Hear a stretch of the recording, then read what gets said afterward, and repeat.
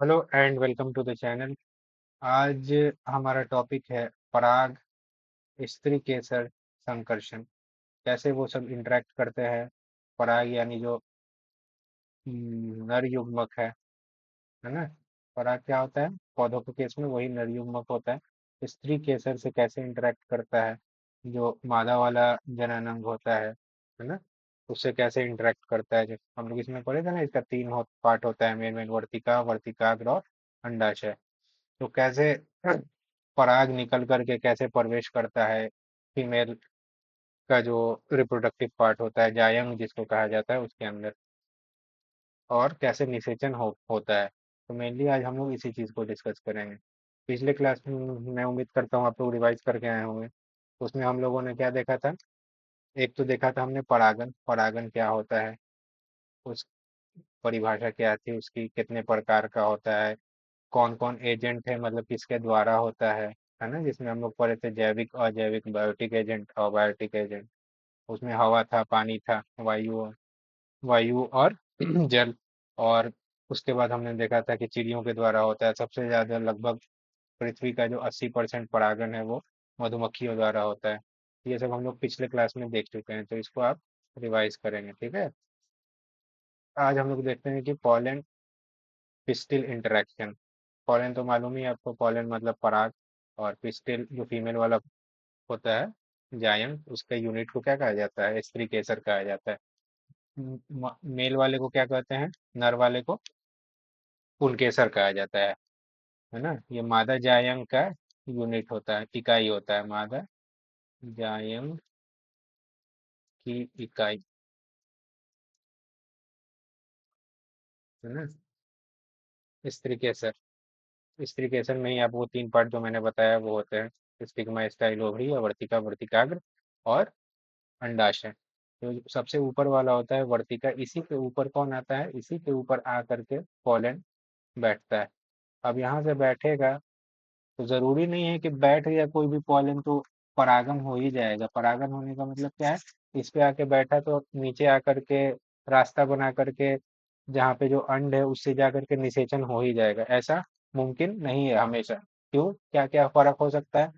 तो जिस पौधे का ये है, जिस जाति का है, यानी स्पीसीज कहा जाता है अंग्रेजी में, है ना। जैसे मनुष्य है तो मनुष्य सारे हम लोग मनुष्य हैं, तो मनुष्य का स्पीसीज क्या होता है? होमोसेपियंस। कुत्ता है तो कुत्ता वाले को क्या कहते हैं? कैनिस, कैनिस कहा जाता है उसको। बिल्ली वाले को फेलिस, है ना। तो वैसे ही मान लीजिए आम का पेड़ है, आम के पेड़ पे लीची का आकर के पराग गिर गया आम के वर्तिका के ऊपर, तो क्या हो पाएगा? निषेचन नहीं हो पाएगा। तो क्या चाहिए कि दोनों को सेम स्पीसीज का होना चाहिए, राइट, तभी हो पाएगा। और और भी बहुत सारी चीजें होती हैं, अनुकूलता चाहिए, वैसा माहौल चाहिए, तब इंटरेक्ट करेगा। और अभी हम लोग पहले में देखा था ना हम लोगों ने, जब वो सब कंडीशन मिल जाता है पौधे के, देखो यहाँ पे दिया हुआ है। जैसे ये वर्तिकाग्र है, वर्तिका है, वर्तिका के ऊपर आपके बहुत सारे पॉलन आए हुए हैं, है ना। इधर इधर इधर, कोई एक, एक से ज्यादा भी कभी क्या करता है, एक परागकण की नली बनाता है ना। परागकण की नली बनाएगा। अब वो बढ़ते बढ़ते बढ़ते, जहाँ पे ये जो ओपनिंग होता है, बताया था ना कि चारों तरफ से परत के द्वारा घिरा रहता है, बस एक जगह होता है जिसको क्या कहते हैं? माइक्रोपाइल, है ना। ये वाले जगह पे क्या रहता है? वो वाला परत नहीं मौजूद रहता है, वो परत नहीं मौजूद रहता है ताकि इसके पराग नली के, परागकण नली के जाने का रास्ता रहे। अब यहाँ से जाता है तो जनरली जाता है तो दो युग्मक जाते हैं, है ना, यानी दो पराग कह सकते हैं कि जाते हैं। दो पराग क्यों जाते हैं? तो एक जाता है जा करके यहाँ पे जो आप देख रहे हैं ये अंड कोशिका, इससे जाके इंटर, इससे जाके निषेचन कर लेता है। तो मेन आपका क्या होता है? निषेचन, यही होता है। और एक जाता है, वो कहाँ किससे जाके मिल जाता है? ये ध्रुवीय केंद्रक से जाकर के मिल जाता है ना। इसको पूरे को क्या कहा जाता है? भ्रूण कोश। हमने पूरा डिटेल में पढ़ा था इसको पिछले क्लास में, आपको उम्मीद है याद होगा, है ना। इसी को क्या होता है ये, सात इसमें क्या होती हैं? सात कोशिकीय और आठ केंद्रक वाली संरचना होती है। याद रखेंगे सात कोशिका। कौन कौन सात कोशिका? तो ऊपर एंटीपोडल तीन होते हैं जिसको क्या कहते हैं? तीव्य साम, नीचे दो होता है सिनर्जिड जिसको सहायक कोशिका कहा जाता है, और एक अंड हो गया, और बीच में एक ये सेल होता है ध्रुवीय केंद्रक, है ना। तो इसको मैंने पिछले क्लास में अच्छे से समझाया है, बहुत टाइम लेकर के समझाया है, तो कोई दिक्कत नहीं होना चाहिए। तो यहाँ पे पॉलन लैंड किया यानी पराग लैंड किया इसके वर्तिका के ऊपर, है ना। और अगर सेम ही स्पीसीज का हुआ, सेम जाति का हुआ, उसी पौधे का हुआ, उसी प्रकार के पौधे का, तब क्या होगा, वहां से एक परागकण नली बनेगा, दो आएगा, एक जाकर के किससे इंटरेक्ट कर जाएगा, मिल जाएगा अंड कोशिका से, तो यहाँ पे क्या हो जाएगा, निषेचन हो जाएगा। दूसरा जाकर के ध्रुवीय केंद्रक जो कि पहले से क्या है 2n है ना, इतना ये तो आपको पता होगा ना। जो ध्रुवीय केंद्रक के पहले से क्या है 2n है, उससे एक युग्मक यहाँ से जा रहा है ना, दो युग्मक जा रहे हैं। युग्मक हमेशा क्या होता है, एक गुणित होता है, और ये पहले से दो गुणित है, इसमें जाकर के एक और n मिल जाएगा तो ये 3n बना लेता है, जिसको क्या कहा जाता है, भ्रूण कोश कहते हैं। यहाँ पे आप कंफ्यूज मत होइएगा, भ्रूण कोश क्या होता है, पूरी ये संरचना को जो 7 कोशीय 8 केंद्रक, उसको भ्रूण कोश कहा जाता है। और जो 3n वाला स्ट्रक्चर बनता है, जैसे कि नारियल पानी में आप जो पीते हैं, उसको क्या कहा जाता है, उसको भ्रूण कोश कहा जाता है।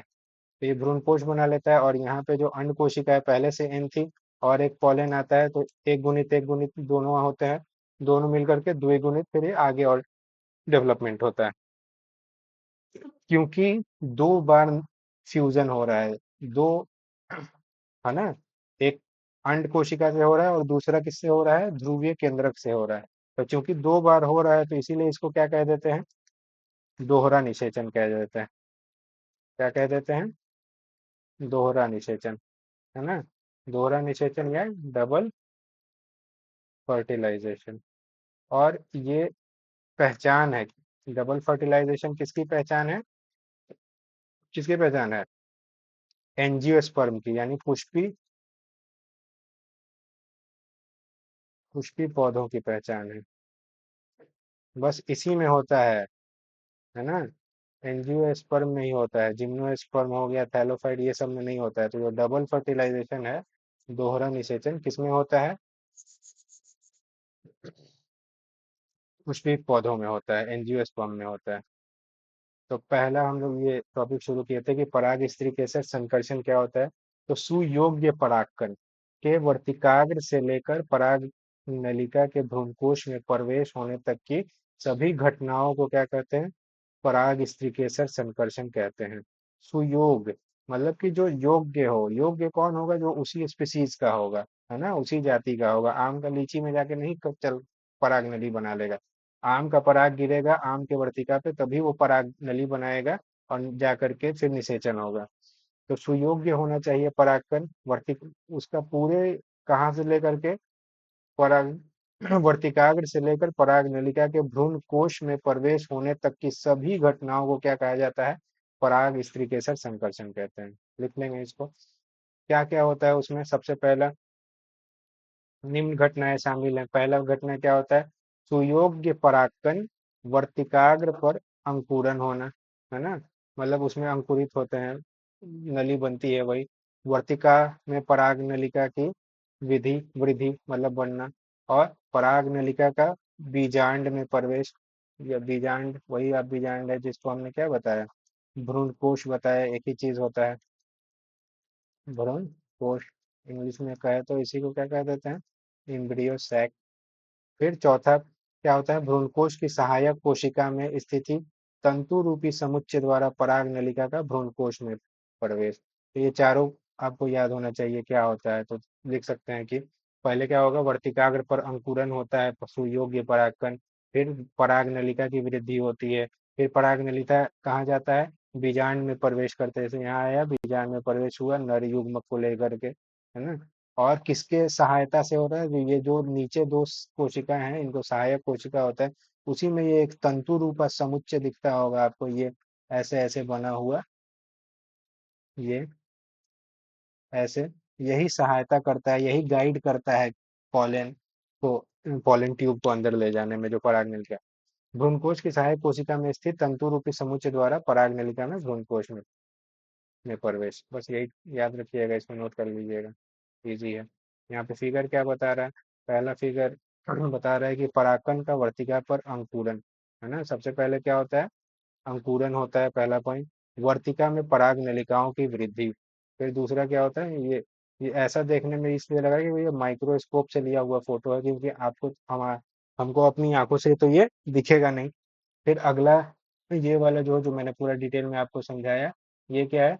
स्त्री केसर के अनुप्रस्थ काट में पराग नलिका की वृद्धि दिख रहा है। ठीक है, दिख रहा है, वृद्धि हो रही है यहाँ से लेकर पराग नलिका की। एक दंड समुच्चय के वृहद दृश्य पटल पर एक सहायक कोशिका के तंतु में समुच्चय में पराग नलिका का प्रवेश दिखता है। तो ये जो तंतुरक उपकरण इस या समुच्चय, है ना, इसी के सहायता से क्या होता है? परागनलिका अंदर जाती है। एक सहायक कोशिका में नर युग्मक का स्खलन एवं शुक्राणु की गतिशीलता, जो एक अंडे में तथा दूसरी केंद्रीय कोशिका में, जो एक अंडे से जाके निषेचन करती है, दूसरी ध्रुवीय कोशिका से निषेचन करती है। ठीक है, समझ गए होंगे कैसे होता है पौधों में। अब कुछ कुछ और छोटा छोटा टॉपिक है, उसके बाद चैप्टर समाप्ति है लगभग।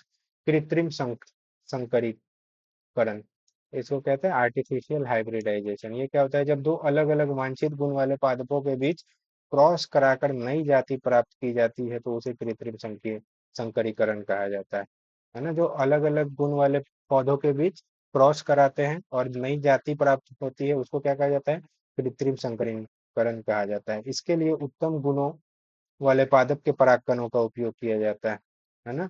अब मान लीजिए कि ये सब फार्मर्स बहुत करते हैं, जो बाग वाले होते हैं, वो सब किसी, कोई दो तरह का आम का पेड़ है मान लीजिए किसी के बाग में, एक पे खूब बड़ा बड़ा फल हो रहा है, एक पे छोटा हो रहा है ना। तो बेचने वाला क्या चाहेगा कि हमको क्या बेचना है? बड़ा बड़ा फल हम बेचें। तो जब सीजन से पहले क्या किया जाता है? खुद से निषेचन करवाया जाता है। खुद से कैसे निषेचन करवाएंगे? जो बड़ा वाला फल है, हम चाहेंगे कि उसका पराग, बड़े वाले फल का पराग, जो मेरा जो प्राइमरी पौधा है उस पे जाकर, उसके स्टिग्मा पे या उसके वर्तिकाग्र पे जाकर के वो लैंड करे, फिर तभी तो नया पौधा, नया उसमें भी बड़ा बड़ा फल आएगा। तो इसी चीज को क्या कहा जाता है? वर्तिकाग्र कृत्रिम संकरीकरण कहा जाता है। अब इसको करने का दो तरीका है। पहला तरीका क्या है?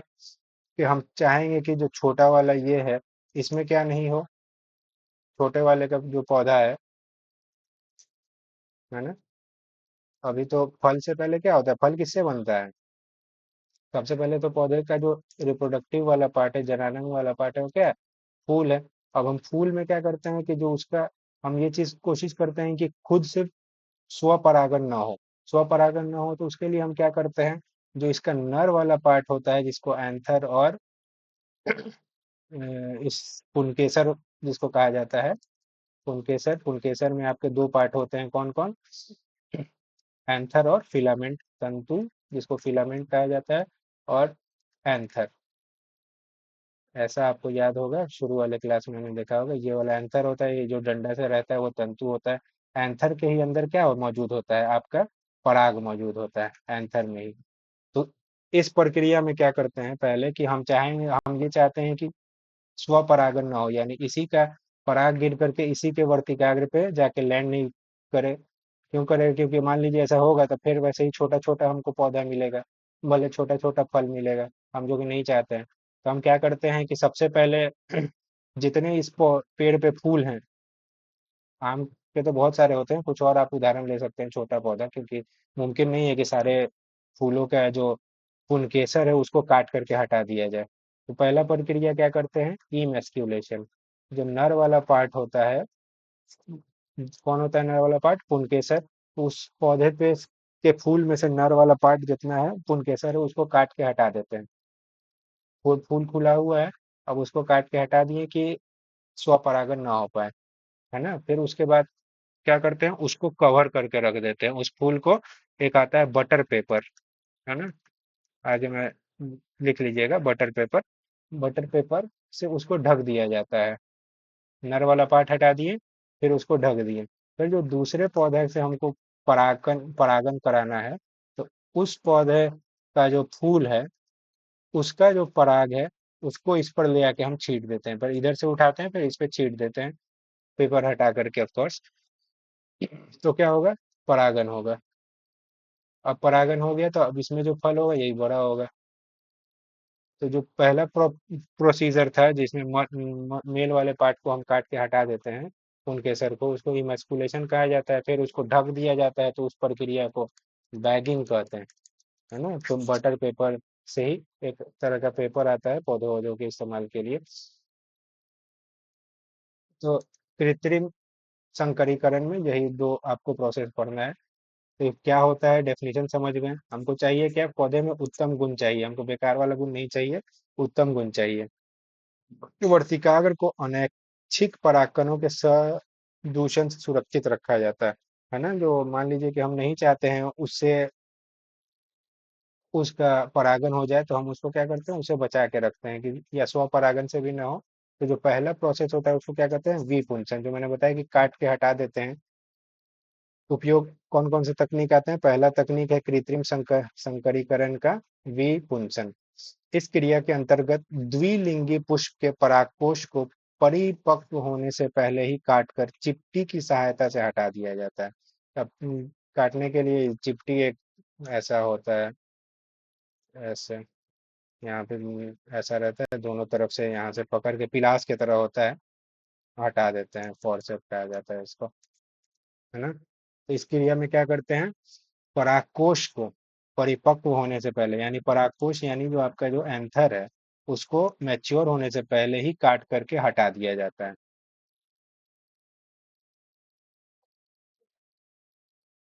ना।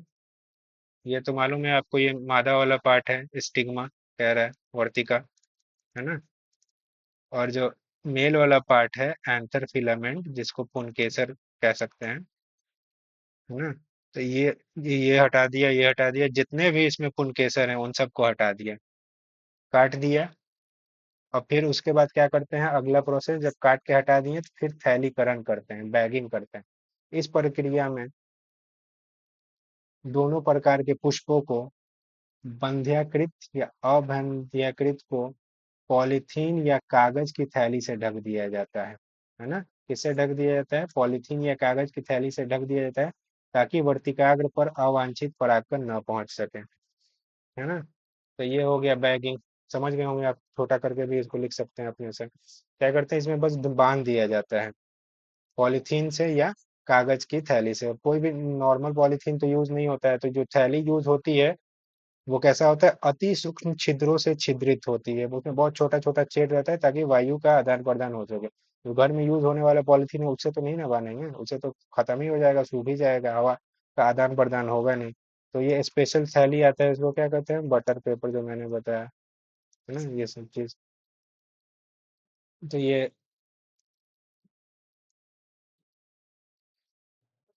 अगला टॉपिक है हमारा द्विनिषेचन, जो कि मैं बता चुका हूँ पहले ही एक बार, बस इसको लिखना हो तो लिख लेंगे। द्विनिषेचन यानी दोहरा निषेचन। दोहरा निषेचन क्यों कहते हैं, क्योंकि दो बार निषेचन होता है, एक अंड से होता है, फिर एक केंद्रीय जो कोशिकाएं हैं उनसे होता है। आवृतबाजी यानी जो पुष्पी फूल हैं, एंजियोस्पर्म, पादपों का अद्वितीय लक्षण अर्थात अन्य किसी पादप वर्गों में नहीं पाया जाता। बताया ना कि इस वर्ग का पहचान होता है ना। ये चीज क्या होती है, इसकी पहचान होती है, आवृत्त बीजी का, यानी पुष्पी पौधों का पहचान क्या है, दोहरा निषेचन। इसमें क्या होता है, पहचान होने का मतलब क्या है कि ये किसी भी और पादप वर्ग में नहीं पाया जाएगा। परिभाषा क्या है, आवृत्त बीजी पादपों में दो युग्मक का निर्माण होता है ना। किसका निर्माण होता है, दो युग्मक का निर्माण होता है, जिसमें एक नर युग्मक अंड कोशिका के साथ संलयन करता है, ठीक है। दो में से एक क्या किया, एक एक नर युग्मक अंड कोशिका के साथ संलयन करता है यानी फ्यूजन करता है, और दूसरा मादा भ्रूणकोश के द्वितीय केंद्रक के साथ संलयन करता है। इस प्रकार निषेचन की क्रिया दो बार होती है, इसीलिए इस घटना को क्या कहा जाता है, दोहरा निषेचन कहा जाता है। अब कौन किया था ये उतना इम्पोर्टेंट नहीं है, इसको नहीं जानेंगे, ठीक है। बस इतना मालूम रखिए कि डेफिनेशन क्या होता है, और समझ जाइए कि कैसे होता है। वो मैंने बहुत बार समझाया, बहुत अच्छे से समझाया। द्वि निषेचन का मतलब क्या है, युग्मक संलयन और त्रिसंलयन। है ना। त्रिसंलयन वही कह रहा है जो तीन चीजें बन जा रही हैं। कौन तीन चीजें? ये 3n बन रहा है, और युग्मक संलयन के बाद 2n यानी जाइगोट या युग्मनज बन रहा है ना। पहले से क्या था, यहाँ पे जो सेंट्रल कोशिकाएं थी वो क्या थी, उसमें दो केंद्रक था, तो ये पहले से ही डिप्लॉयड थी, उसमें एक नर युग्मक आ गया तो क्या बन गया 3n। अंड जो था वो n था, और एक युग्मक आया, पराग आया, है ना, वो क्या है, तो मिलकर के क्या बना दिया, 2n बना दिया। अब निषेचन के बाद बनने वाली संरचनाएं, निषेचन हो गया, अब उसके बाद क्या क्या बनेगा, तो निषेचन के बाद बनने वाली संरचनाओं में, निषेचन के बाद बीजांड, बीज में, बीजांड किस में बदलता है, बीज में, और अंडाशय फल में बदल जाता है। बीजांड किस में बदलता है, बीज में, और अंडाशय, अंडाशय किस में बदलता है, फल में, ये याद रखेंगे। युग्मनज से भ्रूण, युग्मनज से क्या बनता है, भ्रूण बनता है, तथा प्राथमिक भ्रूणपोष से भ्रूण बनता है। बस इन्हें याद है, युग्मनज से क्या बनता है, भ्रूण बनता है, और प्राथमिक भ्रूणपोष से भी भ्रूण बनता है ना। अब पौधों में ये प्राथमिक भ्रूणपोष वही है जो नारियल का पानी कहा जाता है, 3n होता है इसका जेनेटिक मेकअप। युग्मनज यानी 2n। अब ये भ्रूण बनाएगा, भ्रूण यानी एम्ब्रियो, है ना। एम्ब्रियो जैसे मनुष्य में भी होता है, जाइगोट बनता है, या किसी भी और भी जंतु में अगर जिसमें लैंगिक जनन होता है, तो पहले ये क्या होता है, युग्मनज युग्मक होता है, नर का और नर का और मादा का, दोनों फ्यूजन करते हैं और क्या बनाते हैं, युग्मनज बनाते हैं, जो कि 2n होता है। फिर यहाँ से ये भ्रूण बनता है, एम्ब्रियो बनेगा, फीटस बनेगा, है ना, और फिर जा करके पूरा जीव बन जाता है। तो निषेचन के बाद क्या होता है, बीजांड बीज में बदल जाता है, अंडाशय फल में बदल जाता है, और युग्मनज से भ्रूण तथा प्राथमिक भ्रूणपोष से भी भ्रूण बनता है। भ्रूण किसके से किससे बनता है, मेन तो आपका युग्मनज से बनता है, और ये जो प्राथमिक भ्रूणपोष है ये एक तरह का पोषण का काम करता है, बनाता नहीं है यहाँ पे, लेकिन बनाने वाला कौन है, जिससे भ्रूण बनता है, तो युग्मनज बनता है। और ये क्या काम करता है, भ्रूणपोष पोषण का काम करता है, न्यूट्रिशन का काम करता है। आपको याद होगा कि दो शब्द हैं, एक है भ्रूण कोश, दूसरा है भ्रूण कोश, तो इसमें कंफ्यूज नहीं होना है। भ्रूण कोश आपका वो है 3n वाला फ्यूजन के बाद, अब भ्रूण कोश आपका वो है जिसमें दो सेल ऊपर, तीन नीचे, और दो एक इधर, जिसमें कि 7 सेल और तीन ऊपर था, है ना, और 8 न्यूक्लियस, 7 कोशिकीय और 8 केंद्रकीय स्टेज वाले को क्या कहते हैं, भ्रूण कोश कहते हैं, या एम्ब्रियो सैक कहते हैं। अब भ्रूण कोश यानी जो हमने देखा 3n वाला बन रहा है, उसके क्या क्या है, भ्रूण कोश एक पोषक उत्तक है ना, क्या है, पोषण प्राप्त करता है, तो पोषक उत्तक है जो विकसित होते हुए भ्रूण को पोषण प्रदान करता है। इसका निर्माण पुष्पीय पौधे में निषेचन के बाद होता है, ठीक है, निषेचन के बाद होता है। भ्रूणपोष त्रिगुणित संरचना वाला होता है। भ्रूणपोष भ्रूण के विकास और बीजों के अंकुरण के समय उपयोग में आता है। कहाँ कहाँ काम आता है, भ्रूण के विकास में और बीजों के अंकुरण के समय स- उपयोग में आता है। अब कितने प्रकार का होता है भ्रूणपोष, तो एक होता है केंद्रीय भ्रूणपोष, न्यूक्लियर एंडोस्पर्म, बस ऐसे एक उदाहरण याद रखेंगे, नारियल पानी, है ना। कोशिकीय भ्रूणपोष यानी नारियल की गिरी जो सफेद मलाई वलाई वाला जो चिपका रहता है वो चीज, सफेद खाना योग। और माध्यमिक भ्रूणपोष, ये केंद्रीय और कोशिकीय भ्रूणपोष का मध्यवर्ती भाग। तो ये प्रकार है, मेनली यही होता है, पर ध्यान में रखेंगे, उतना इम्पोर्टेंट नहीं है ये। बस क्या होता है भ्रूणपोष, ये वाला पार्ट आपको समझ में आना चाहिए, याद होना चाहिए। केंद्रीय भ्रूणपोष के बारे में पढ़ लीजिए। केंद्रीय भ्रूणपोष सामान्य प्रकार का होता है, इसमें प्राथमिक भ्रूणपोष के केंद्रक का बार बार विभाजन से अनेक केंद्रक बनते हैं, है ना। प्राथमिक भ्रूणकोष के केंद्रक, जैसे ये 3n हो गया, और इसमें पहले से केंद्रक है ना। अब इसमें बार बार एक से दो हुआ, फिर एक से दो हुआ, बहुत सारा इसमें केंद्रक मौजूद हो जाता है, अनेक केंद्रक बनते हैं। इस प्रकार के विभाजन को मुक्ति मुक्त केंद्र की विभाजन कहते हैं। यह केंद्रक भ्रूणपोष के परिधि की ओर व्यवस्थित हो जाते हैं, तथा केंद्र में एक बड़ी रिक्तिका बन जाती है। तो ये जितने भी केंद्रक बनते हैं, ये चारों तरफ इसके परिधि पे मौजूद हो जाते हैं, है ना, और बीच में खाली सा जगह बन जाता है। बस इतने याद रहे, केंद्रीय भ्रूणपोष। कोशिकीय भ्रूणपोष क्या होता है? मुख्य केंद्रक विभाजन के बाद केंद्रक के चारों तरफ कोशिका भित्ति बन जाती है, तब इसे कोशिकीय भ्रूणपोष कहा जाता है। मतलब जो कोशिकीय भ्रूणपोष कब बनता है? जब ये सारा किनारे किनारे आ करके जो भी केंद्रक डिवाइड हुआ वो लग जाता है, तो उसके बाद बनता है कोशिकीय भ्रूणपोष के बाद कोश जब ये चारों तरफ बन गया तो उसी के चारों तरफ क्या बन जाती है? कोशिका भित्ति बन जाती है। इसी को क्या कहते हैं? कोशिकीय भ्रूणपोष कहते हैं। हल्का याद ध्यान में रखिएगा बस। बीज के परिपक्व होने से पहले भ्रूणपोष पूरी तरह से विकासशील भ्रूण द्वारा उपभोग कर लिया जाता है या फिर परिपक्व बीज में विद्यमान रहता है।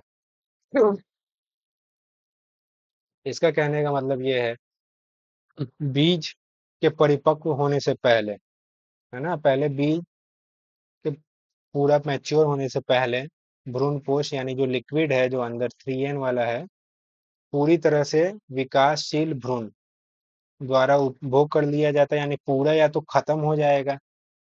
यानी बीज जब परिपक्व हो रहा है, बीज है तो मैच्योर कब होगा? उसको मैच्योर होने के लिए समय लगेगा। अब जो भी उसको पोषण लेना होगा, तो हमने पढ़ा है पोषण किससे प्राप्त करता है?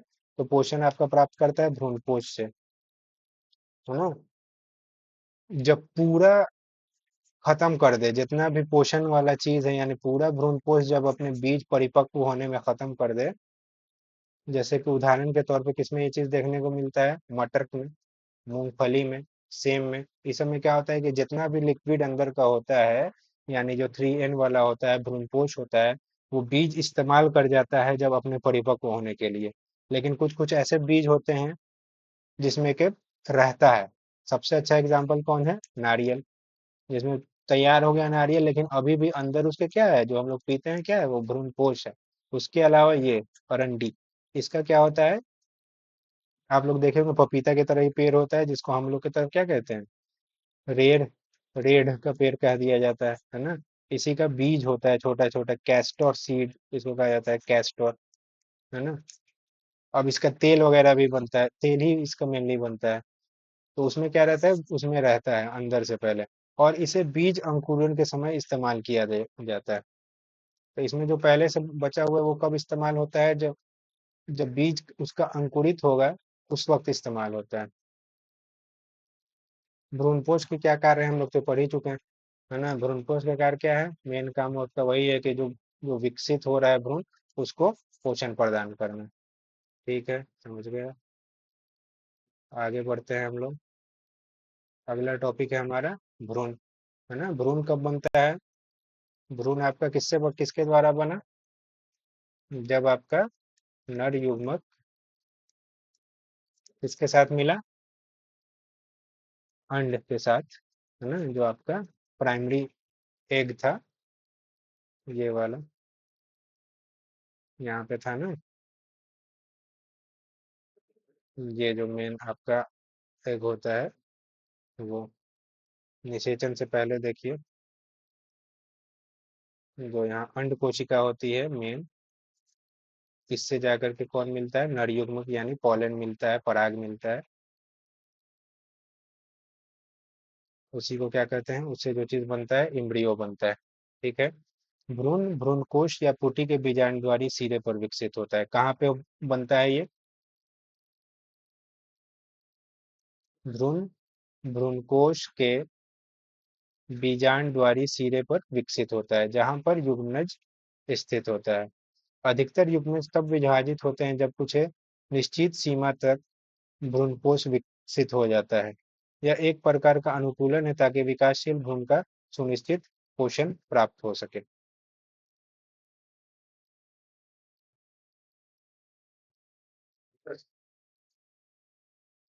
कहाँ पे डेवलप होता है? तो वहीं सिरे जहाँ पे यहाँ यहीं से बढ़ने, जहाँ पे उसका निषेचन होता है, यहीं पे इसका फिर विकास होने लगता है, फिर आगे बढ़ता है। ठीक है।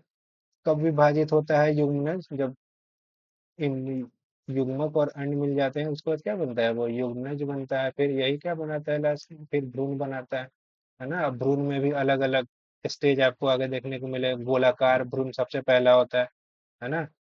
युग्मनज युग्मज हुआ, फिर गोलाकार भ्रूण हुआ। तीन स्टेज आता है। हृदयकार, मतलब कि इसके आकार के आधार पे ही इसका नाम है। जो गोल सा दिख रहा है उसको क्या कह दिया? गोलाकार भ्रूण। और जो हार्ट शेप हो गया इसको क्या करते हैं, हृदयाकार भ्रूण। और तीसरा जब ये परिपक्व हो जाता है तब इसका कुछ नाम नहीं, अब ये क्या है, परिपक्व है। एक निषेचित भ्रूण कोष कुटी, निषेचित है ना, मतलब निषेचन हो गया है। देखो ये 3n हो चुका।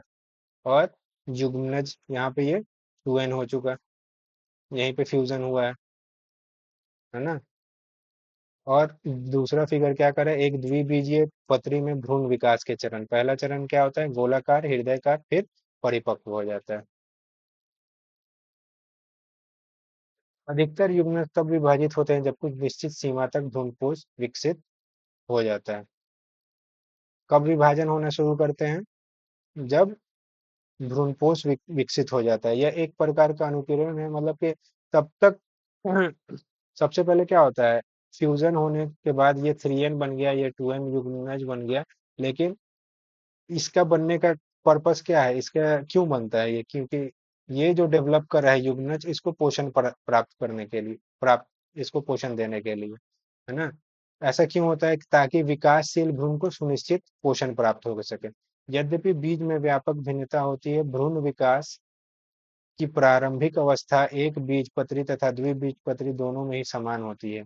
मतलब जितने भी पौधे होते हैं, मोनोकॉट, एक बीजपत्री, मोनोकॉट, द्विबीजपत्री, डाइकॉट, इन दोनों में फर्क क्या है, उदाहरण के तौर पे आप समझ सकते हैं। चना आप लोग देखे होंगे, चना क्या होता है, द्विबीजपत्री होता है, यानी डाइकॉट होता है। बादाम जो ग्राउंड नट, ग्राउंड नट का ये मूंगफली हो गया, वो सब क्या है, डाइकॉट है। और मोनोकॉट क्या होता है, गेहूं हो गया, मकई हो गया। मतलब कि इसको आप क्या करते हैं, तोड़ा जा सकता है। जैसे चना क्या है, आधा आधा टूट जाता है। मकई को तोड़ पाइएगा, वैसे नहीं तोड़ पाइएगा। जो नहीं टूट पाता है उसमें क्या कहते हैं, एक बीज पत्री है, उसमें दो बीज पत्री है तो द्विबीज पत्री उसको कह दिया जाता है ना। लेकिन दोनों प्रकार के पौधों में, मोनोकॉट में और डाइकॉट में, एक ही प्रकार से चरण होता है इसके भ्रूण के विकास का। युग्मनज प्राकभ्रूण के रूप में वृद्धि करता है, इसके साथ ये सब गोलाकार हृदयकार तथा परिपक्व भ्रूण में वृद्धि करता है। तो बस एक याद रखेंगे ऐसी चीजें कि कैसे क्या क्या नाम है ना। चैप्टर काफी है बड़ा। और जैसे कि यहाँ पे दिया हुआ है, देखिए, द्वि, पहला वाला जो फिगर है वो क्या है, द्विबीजपत्री भ्रूण है, डाइकॉट वाला है ये। इसमें क्या होता है, तीन चीजें आपको देखने को मिलेगी, एक भ्रूण अक्ष और दो बीज पत्र। दो बीज पत्र, जैसे कि दो आप चना वाला तोड़ देते हैं तो एक तरफ आपको मिल जाता है, दूसरा दूसरे मिल जाता है, तो दो बीज पत्र है। और एक एम्ब्रियोनल एक्सिस है जिसको भ्रूण अक्ष कहा जाता है, जिसी के दरमियान, जिसी को एक्सिस बना के वो डिवाइड करते हैं या बनते हैं, उनमें विकास होता है। ऊपर वाले भाग को क्या कहते हैं, प्राणपुर, एपिकोटाइल। यही आगे चल के आपका शूट बनाता है, शूट कहते हैं जो, जो भी तुम जमीन पे पौधों को देखते हो, जमीन मिट्टी के ऊपर वाला जो भी हिस्सा होता है उसको क्या कहा जाता है, शूट। वो कौन बनाता है, प्राणपुर। और जो नीचे होता है मूलानपुर, मिट्टी के नीचे वाला जो भी होगा, जड़ ही होते हैं मेनली, उसको कौन बनाता है, मूलानपुर। बीज पत्र के ऊपर का भाग क्या बनाएगा, एपिकोटाइल जिसको कहते हैं, वो क्या बनाता है, प्राणपुर या तना शिखर बनाता है, तना वगैरह बनाता है। बीज पत्र का नीचे वाला भाग हाइपोकोटाइल इसको कहा जाता है, जिसका मेन नाम क्या है, मूलांकुर। मूलांकुर क्या बनाता है, जड़ शिखर बनाता है। और जड़ के नीचे एक कैप जैसा, टोपी जैसा रहता है जो उसको कवर किए रहता है, उसको क्या कहते हैं, मूल गोप कहा जाता है। क्या कहा जाता है, मूल गोप या मूल टोपी, मूल गोप कहते हैं, है ना। तो एक द्विबीज, एक द्विबीजपत्री भ्रूण के क्या क्या होती हैं उसमें चीजें, तो एक तो उसका भ्रूण अक्ष होता है, और दो उसके क्या होते हैं, कॉटिलेडन या बीज पत्र होते हैं, कितने, दो। और ऊपर वाले भाग को क्या कहा जाता है, एपिकोटाइल या प्राणकुर कहा जाता है। ये प्राणकुर क्या बनाता है, तो शूट बनाता है, यानी जो मिट्टी के ऊपर का हिस्सा है, तना वगैरह ये सब बनाता है। और जो नीचे वाला हिस्सा है, बीजपत्र के नीचे का भाग, उसको हाइपोकोटाइल कहा जाता है, जो क्या बनाता है, जड़ बनाता है। और मूलांकुर के नीचे एक कैप जैसा रहता है, इसको क्या कहते हैं, मूलगोप या मूल टोपी कहते हैं। अब मोनोकॉट का जो होता है एम्ब्रियो, देख सकते हैं यहाँ पे, इसमें तो आपको दो हिस्सा दिख रहा है, द्विबीजपत्री है चना भी उसका। लेकिन इसमें क्या होता है, आपको दो चीजें नहीं देखने को मिलता है। तो इसमें क्या होता है, तो एक ही बीज पत्र होता है, केवल एक बीज पत्र होता है। उदाहरण के तौर पे घास वगैरह में हो गया, तो इसको क्या कहते हैं, उस बीज, इसमें तो डाइकोट वाले में उसको बीज पत्र कह देते हैं कि दो बीज पत्र हैं। इसमें बीज पत्र जैसा कुछ होता नहीं है, तो उसी को क्या कहा जाता है, बीज पत्र को ही इसमें स्कूटेलम कहा जाता है ना, क्या कहते हैं, स्क्यूटेलम कहते हैं एक बीज पत्री वाले को, है ना। स्क्यूटेलम भ्रूण अक्ष के पार्श्व पर स्थित होता है ना, किनारे के तरफ स्थित होता है स्क्यूटेलम। निचले सिर पर मूलांकुर प्लस मूल टोपी जो कोलियोराइजा से ढके होते हैं, है ना। इसमें किस चीज से ढके हुए थे, मूल गोप। इसमें भी जो मूलांकुर होगा ये क्या बनाएगा, आपका जड़ वगैरह बनाएगा। और ये भी मूलकोर और किससे जला हुआ है, मूलांकुर चोल, जिसको कोलियोराइजा भी कहा जाता है, उससे ढका होता है। ऊपर का भाग एपिकोटाइल बनाता है, जिसका सेम नाम है प्रांकुर चोल, प्रांकुर शिखर, जो कि क्या बनाएगा, मिट्टी के ऊपर का जो भी तना वगैरह हो गया वो सब बनाता है। पत्ती का आर्ध रूपिया जो कॉलियोप्टाइल से ढका होता है। तो मिला जुला के ऐसा स्ट्रक्चर होता है ना। एक द्विबीजीय भ्रूण का, और एक द्विज बीज पत्री भ्रूण का, और एक मोनोकॉट भ्रूण का। एक बीज पत्री, एक बीज पत्री वाले को इसमें बीज पत्र ना कह करके क्या कहते हैं, इसको एस्क्यूटेलम कहते हैं। ये इंपॉर्टेंट है। बाकी परांकुर है जो तना वगैरह बनाएगा, मिट्टी के ऊपर जो भी तुमको दिखता है वो सब कौन बनाता है, प्राणकुर। और मिट्टी के अंदर जो दिखेगा उसको कौन बनाएगा, मूलांकुर का बनाएगा। ठीक है। आइए यहाँ पर देखिए, बीज, निषेचित बीजांड से बनने वाले अंतिम उत्पाद बीज कहलाते हैं। निषेचित बीजांड से बनने वाले अंतिम उत्पाद क्या कहलाते हैं, बीज कहलाते हैं। बीज के मुख्य रूप से तीन भाग होते हैं, बीज चोल, बीज पत्र और भ्रूणीय अक्ष। बीज चोल का मतलब क्या होता है, जो छिलका होता है, बीज का कवर होता है, आवरण, उसको क्या कहते हैं, बीज चोल कह देते हैं। अब ये दो, टेस्टा कहा जा सकता है और टेगमन। टेस्टा किसको कहते हैं, बाहर वाले को क्या कहते हैं, बाहर वाले आवरण को टेस्टा कह देते हैं। बस नाम याद रखिएगा, टेगमेन किसको कह देते हैं, अंदर वाले आवरण को टेगमेन कह दिया जाता है।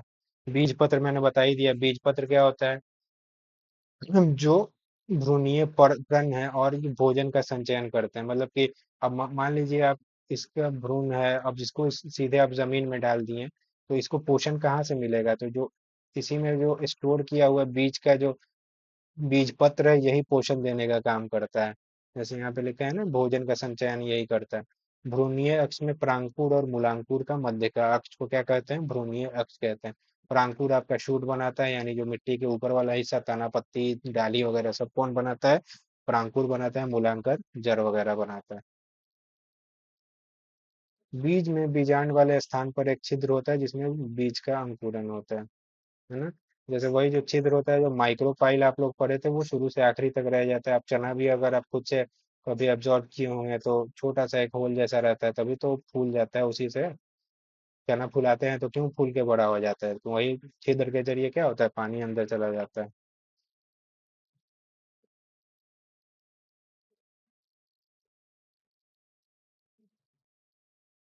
बीज पत्र है ना, जैसे ये सेम का आप कह सकते हैं, सेम का या चना का दो बीज पत्र है। बीजांड जो ओपनिंग रहता है उसी को क्या कह देते हैं, बीजांड छिद्र रहता है उसको क्या कह दिया जाता है, बीजांड द्वार कह दिया जाता है। यही बीज आवरण, जो बीज चोल जिसको कहा गया, बीज के ऊपर का जो कवर होता है, जो बाहर वाला होता है उसको टेस्टा कह देते हैं, अंदर वाले को टेगमेन कह देते हैं। भ्रूण कोश और बीज पत्र, बीज पत्राधार मूल अक्ष, यही बीज पत्राधार जो अक्ष होता है, ऊपर वाला जो होता है वो क्या, परांकुर, नीचे वाला मूलांकर, है ना। वही चीज है स्पीकर में बताया गया।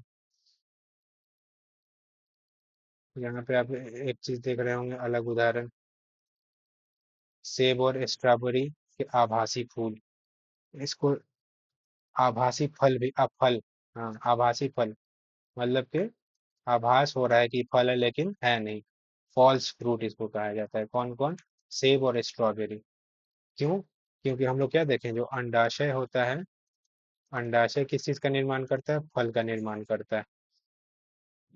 बीजांड बीज का, और अंडाशय फल का निर्माण करता है। लेकिन ये दोनों ऐसे फूल हैं, सेब और स्ट्रॉबेरी, जिसमें अंडाशय फल का निर्माण नहीं करता है, थैलेमस करता है ना, पुष्पासन करता है। कौन करता है? पुष्पासन। पुष्पासन से फल बन जाता है, अंडाशय से नहीं बनता है। तो ये चीज को ध्यान में रखेंगे। फल, सेब और स्ट्रॉबेरी कैसे हैं? आभासी फल हैं, फॉल्स फ्रूट हैं। अगला टॉपिक। अगला टॉपिक है हमारा बीज की प्रस्तुत प्रसुप्ति, सीड डोरमेंसी। बीज का निष्क्रिय अवस्था में अग्रसर होना बीज बीज का निष्क्रिय अवस्था में अग्रसर होना बीज प्रसुप्ति कहलाता है, सीड की डोरमेंसी कहलाता है। सीड डोरमेंसी क्या होता है?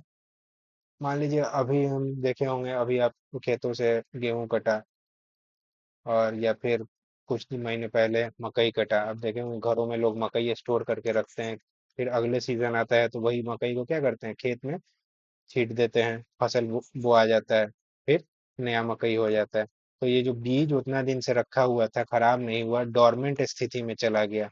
डोरमेंट मतलब कि सो गया, अभी निष्क्रिय हो गया, है ना। लेकिन जब उसको पानी मिला, जमीन से उसको मिनरल वगैरह, खनिज वगैरह मिला, मॉइस्चर मिला, तब क्या हुआ, वो एक्टिव हो जाता है। तब एक्टिव हो जाएगा और क्या करेगा, नए पौधे उसमें से निकलेंगे। तो इसी बीज का यही जो विशेषता होता है, बीज प्रसुप्ति, यानी बीज का निष्क्रिय अवस्था में अग्रसर होना बीज प्रसुप्ति कहलाता है। समय के साथ साथ बीज में शुष्कता आने लगती है, लेकिन ठीक है ना, आप अभी यूज कर दिए, आप 10 साल बाद यूज कीजिएगा तो होगा नहीं। क्यों? क्योंकि बहुत लेट हो जाएगा तो क्या, एकदम सूख जाएगा, जो भी पानी मॉइस्चर हल्का भी स्टोर है अंदर, वो सब क्या हो जाएगा, शुष्क हो जाएगा। जिससे बीज में उपापचयी क्रियाएं भी धीमी हो जाती हैं, तथा बीज एक निष्क्रिय अवस्था की ओर बढ़ने लगता है, जिसे प्रसुप्ति कहते हैं। कारण क्या है इसका? नमी की कमी और बीजों के लिए प्रतिकूल परिस्थितियों का, बीजों के लिए प्रतिकूल परिस्थितियों का होना, है ना। मतलब कि प्रतिकूल है यानी अनुकूल नहीं है, उसके हिसाब का नहीं है। तब क्या होगा, बीज में सूक्ष्मता आ जाएगी और सीड डोरमेंट रहेगा। आगे मतलब कि उसमें वो अंकुरित नहीं हो पाएगा, जर्मिनेट नहीं कर पाएगा। लेकिन कुछ कुछ मिला है बीज, बहुत बहुत 10,000 साल पुराना भी बीज मिला है, उसको फिर लगाया गया तो उससे पौधा हो गया। ठीक है। अंकुरन अवधि या बीज की अंकुरन क्षमता। अंकुरन अवधि क्या होती है? वह अवधि जिसमें बीज अंकुरन करने की क्षमता रखता है, उसे क्या कहते हैं? अंकुरन अवधि कहते हैं। बीज के अंकुरन क्षमता के उदाहरण, एक डेड सी है, समंदर है, जिसका नाम क्या है, डेड सी। उसमें एक खुदाई हुआ था, वहाँ उधर के कोई किंग हेराल्ड थे उसके, डेड सी के पास उनके महल की खुदाई हुई, तो उसमें 2,000 साल पुराना खजूर का बीज मिला, है ना। खजूर का बीज प्राप्त हुआ, पौधा लगाया गया तो उसमें अंकुरन हुआ और नए पादप का नया पौधा भी जन्म दे दिया।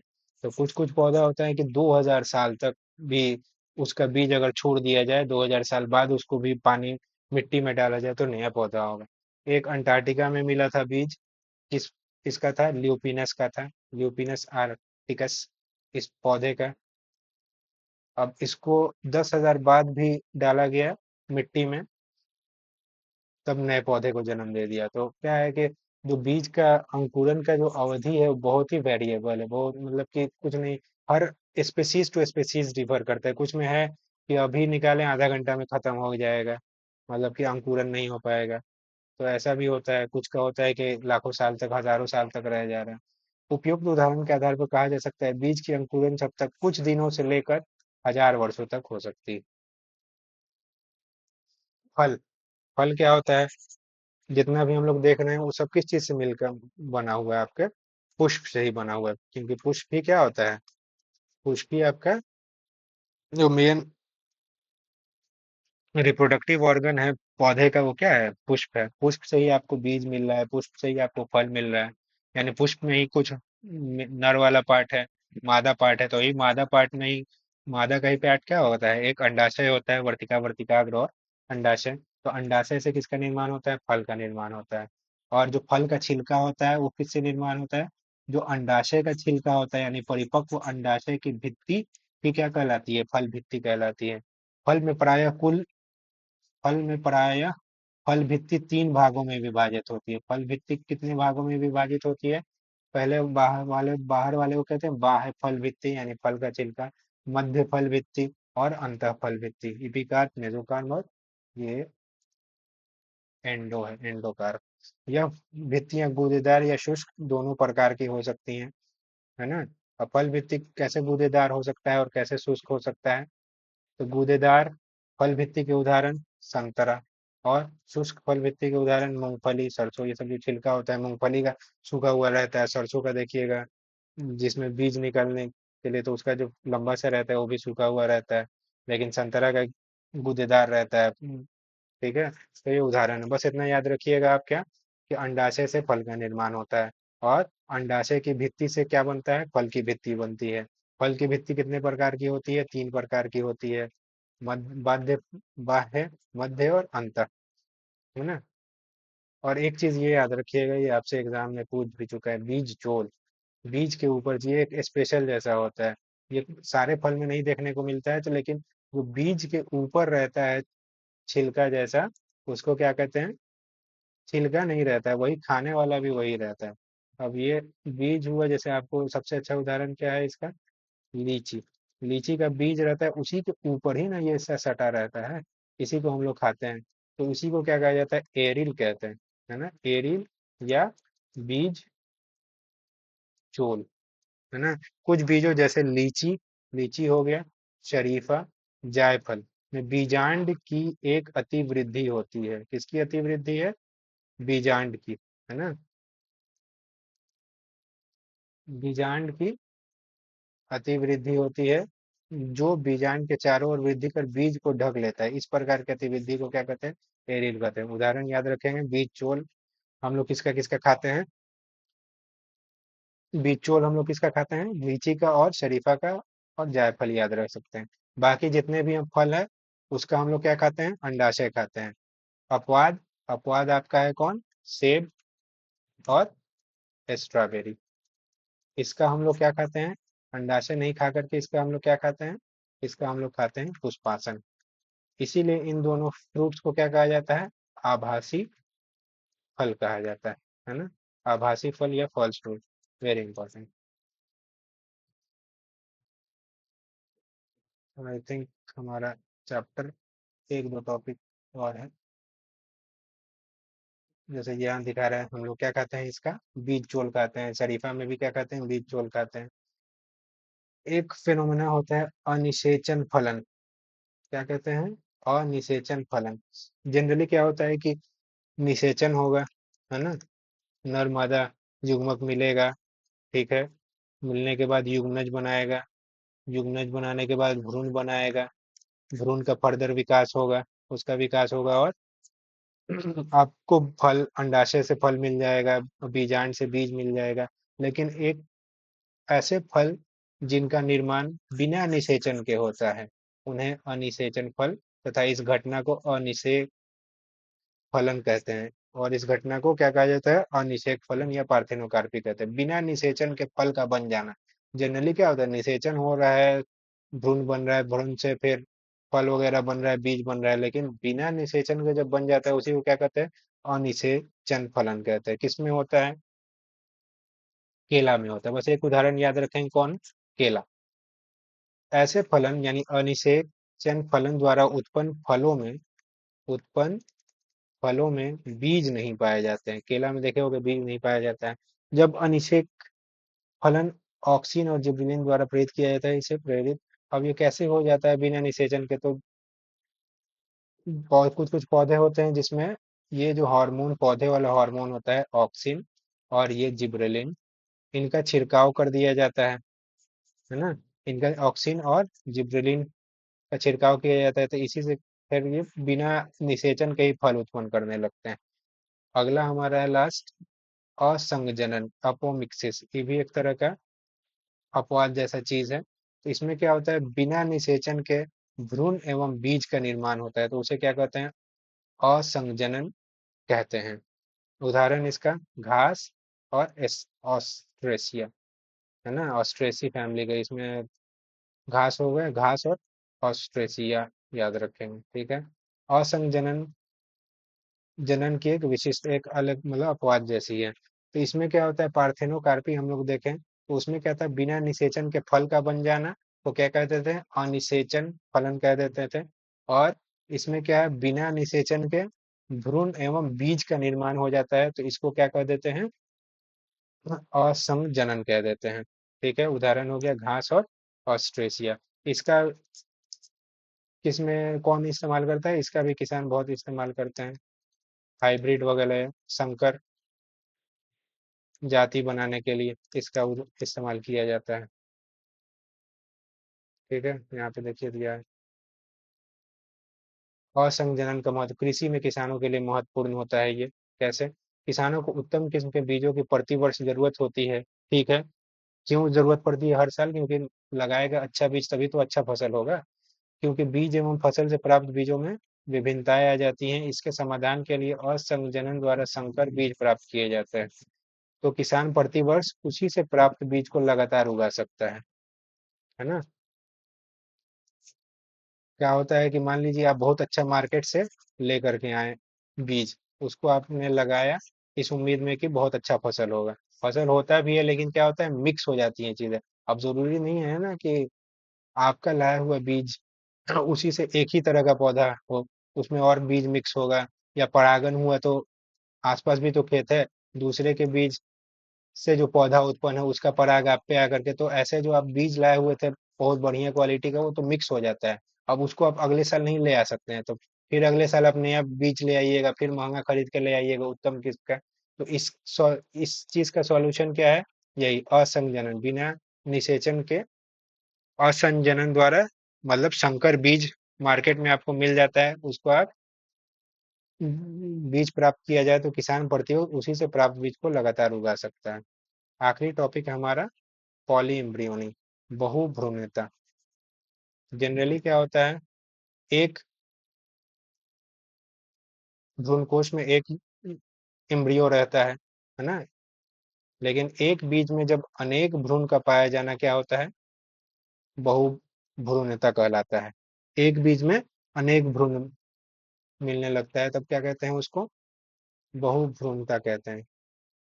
जैसे यूजुअली होता क्या है, आमतौर पे एक बीज कोश के अंदर एक ही भ्रूण आपको देखने को मिलेगा। क्यों, क्योंकि यहाँ पे हुआ, अब यही एक एक भ्रूणकोष था, इसमें आपको एक ही भ्रूण इसके अंदर डेवलप होगा। लेकिन कुछ कुछ केस में होता है कि एक ही भ्रूणकोष के अंदर एक से ज्यादा आपको भ्रूण विकसित होने लगते हैं, तो वैसे सिचुएशन को क्या कहा जाता है, बहु भ्रूणिता कहा जाता है, पॉली एम्ब्रियोनी कहा जाता है। इसकी खोज लीमेनहोक ने की थी, है ना।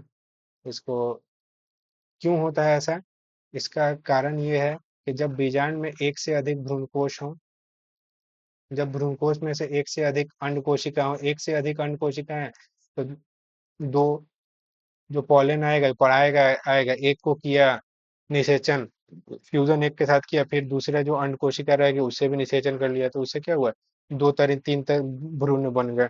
जितने अंड निषेचित होंगे उतने भ्रूण बनेंगे। जब भ्रूण का निर्माण भ्रूण कोश की बाहरी कोशिका से होता है, तब भी क्या होता है, तीन कारण याद रखेंगे, ये वाला मेन है कि भ्रूण का निर्माण भ्रूण कोश की बाहरी कोशिका से हो तब बहुभ्रूणता होती है। तो ये तीन चीजें आपको अलग मिली होंगी, जो कि हटके है, जो नॉर्मल जो चीजें होती हैं उनसे हटके है, बहुभ्रूणता, असंजनन और पार्थिनोकार्पी, जिसको अनिषेचन फलन कहा जाता है। तो यहाँ पे हमारे ये समाप्त होता है। उम्मीद है कि आप लोगों ने अच्छे से समझा होगा, जो चीज़ें मैंने हाईलाइट की उसको नोट किया होगा। इसमें ज़्यादातर चीज़ें छोटी छोटी चीज़ें हैं, लेकिन याद करने वाली चीज़ें हैं, है ना। और टर्मिनोलॉजी बहुत ज़्यादा है। ठीक है, टर्मिनोलॉजी काफ़ी है, तो इसको याद करेंगे, लिखेंगे वहाँ, नोट्स बनाएंगे। चैप्टर खत्म होता है, आगे हम लोग मनुष्य में जो जनन है उसको हम लोग डिटेल में देखेंगे। So thank you for watching, videos आती रहेंगी जिसको देखिए आप लोग।